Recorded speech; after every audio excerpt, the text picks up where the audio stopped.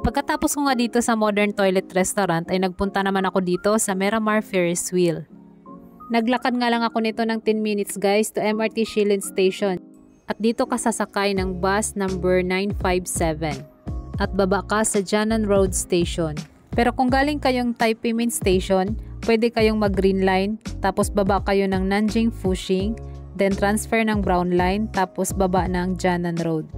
Shopping mall pala tong Miramar guys, tapos nasa 5th floor ang Ferris wheel. Kapag weekdays, ang ticket dito is 150 NTD, pero pag weekends or holidays, 200 NTD ang ticket.